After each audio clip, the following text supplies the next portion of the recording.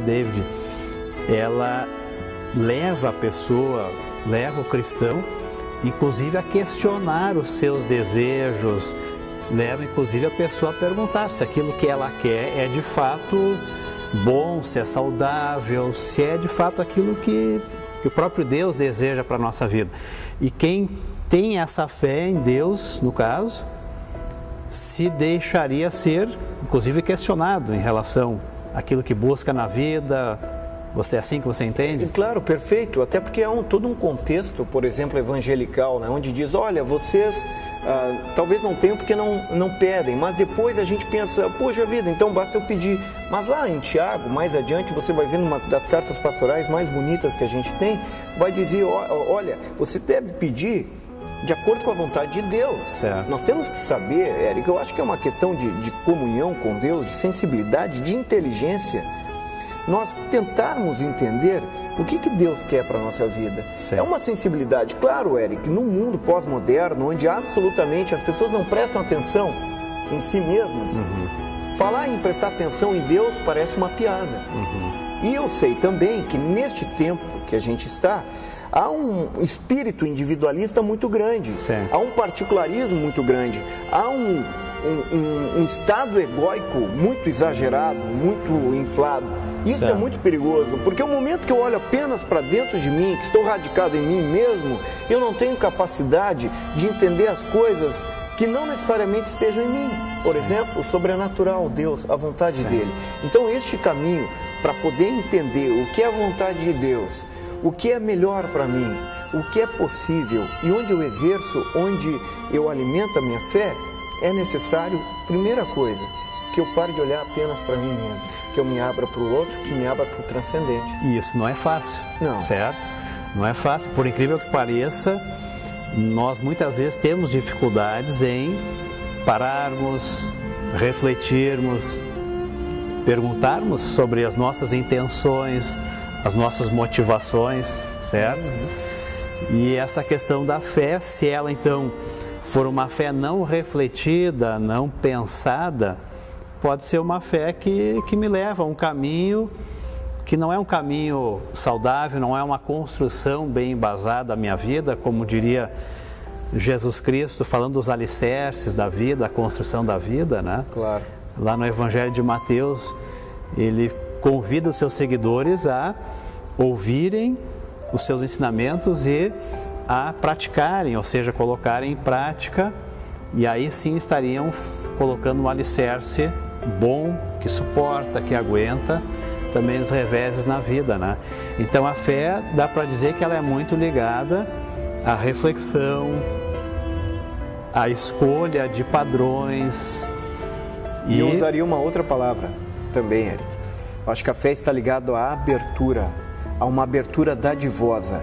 Quando eu, cheio de dádiva, me encontro com o outro e me abro para o outro. Porque a partir deste encontro com o outro, a partir desta ação dadivosa, que é receber o outro, quase como que de forma apaixonada, eu começo a ver que o mundo é muito mais complexo do que apenas o meu desejo ou apenas essa minha situação, esse meu ambiente desejante.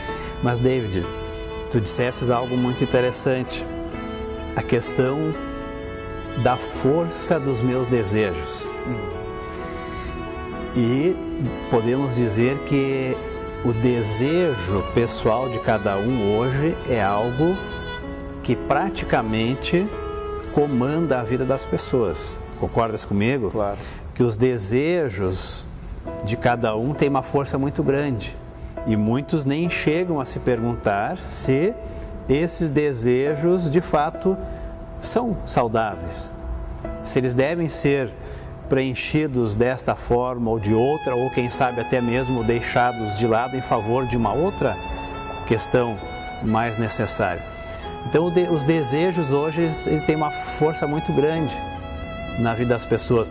E será que a fé num Deus e a confiança nos ensinamentos desse Deus são capazes de questionar os meus desejos e até mesmo de direcionar esses desejos? Eu acredito que sim.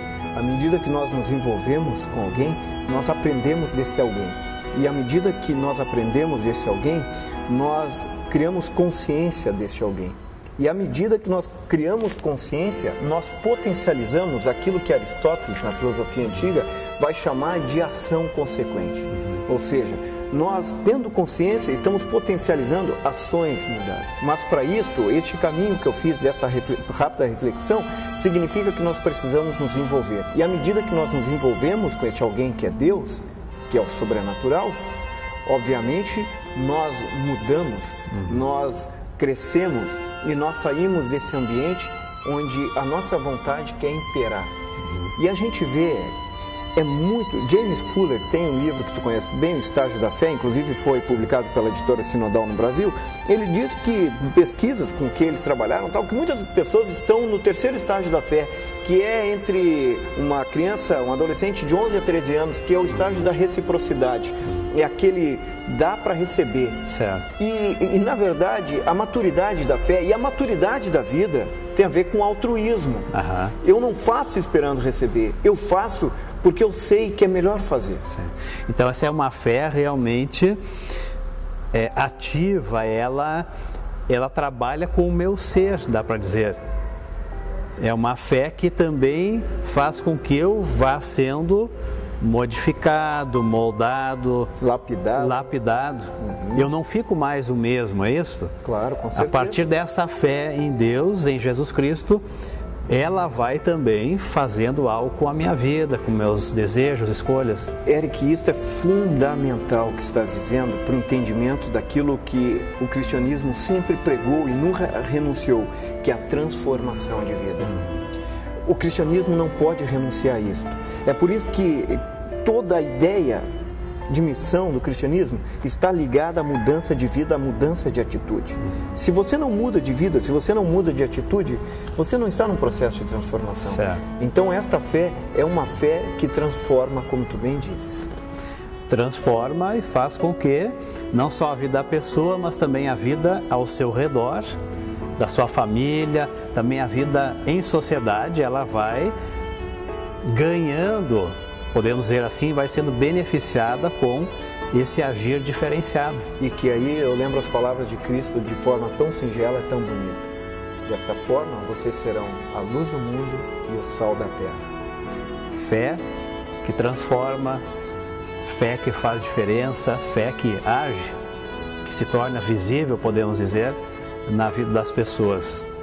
Podemos dizer que isso é uma fé viva, uma fé presente, uma fé que faz diferença na vida de cada um de nós. Amigos, esta foi a nossa primeira entrevista do programa Castelo Forte. Uma entrevista que certamente foi muito interessante, bacana. Esperamos que você tenha também levado algumas palavras, reflexões importantes para a sua vida.